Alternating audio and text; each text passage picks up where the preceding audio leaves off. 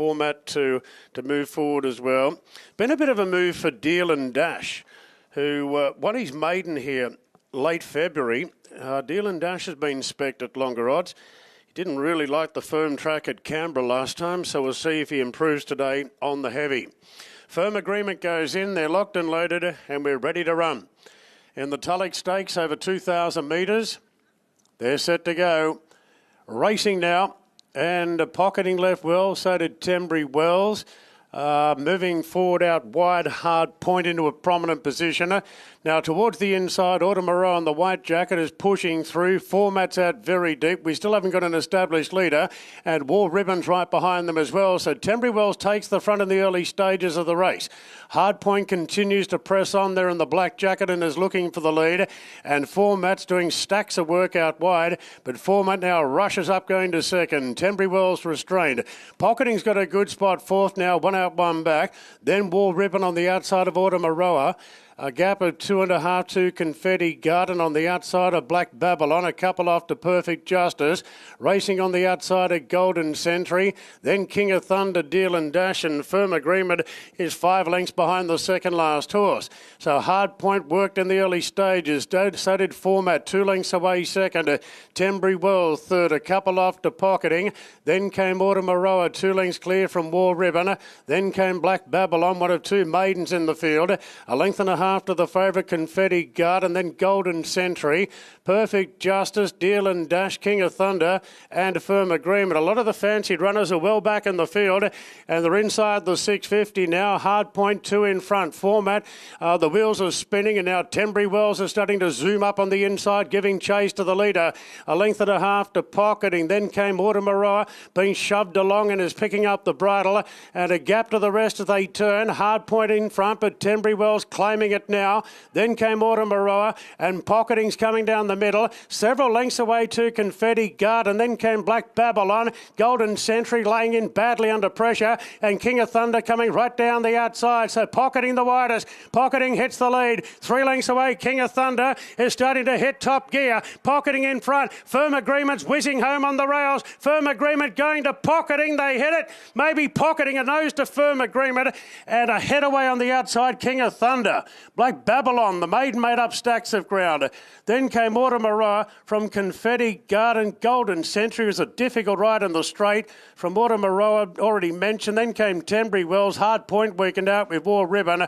Then Format and Perfect Justice. Okay, photo finish here. Pocketing and Firm Agreement rattling home. We had King of Thunder, who was really closing in hard on the outside.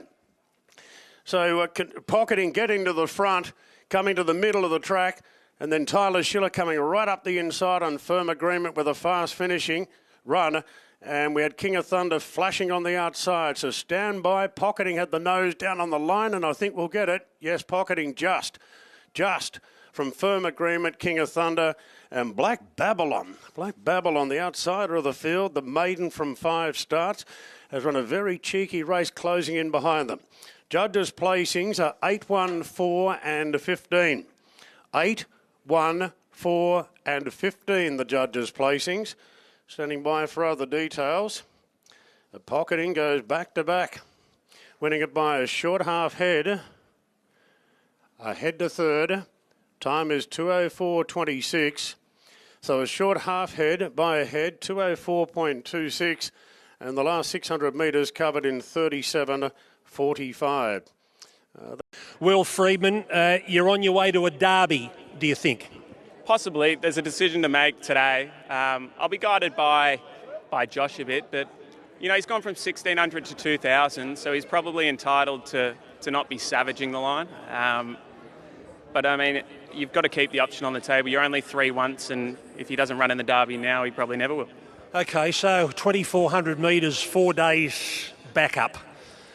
It doesn't sound ideal, does it?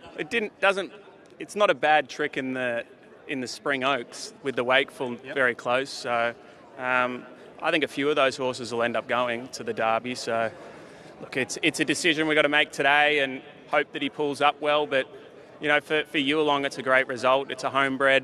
They bought the mare for not a lot of money and put her to their resident sire Grunt, and you know, we didn't think he'd stay further than 1,600. Now he's gone to 2,000. So a month, 6 weeks ago, a derby wasn't even mentioned. And no, well, he had cardiac arrhythmia here in a midway and ran last. So everything sort of went off the table then. But, you know, like that's the way 3-year-old staying horses go. Yeah. So. Well done, mate. Cheers. Congratulations, Josh. It's all about the hands, isn't it, mate? Yeah, that's right. Timmy said to me, you over-raced with him in a mile race at Randwick. I said, leave it at me, Timmy. Not today, son. Not today, that's right. No, he relaxed really well. It was great. We had to do a bit of work to go into the first corner to obtain a position. He found that position and relaxed well. And I must say he was very tough because Timmy's was under pressure a long way from home, forced me around him, and so I essentially went for him quite early. I know the track, we've had 3 races already. The first couple weren't run that well. That one was run at a tempo, entitled to come from behind. But what do you make of the track? It became a real test at the back end of that race, and I guess that's a combination of the testing ground and a proper gallop. The last furlong of that race was a survival of the fittest, I guess you could say. And I think it'll race reasonably well. It's holding together at the moment quite well, but it's definitely a testing track. Well done. Thank you.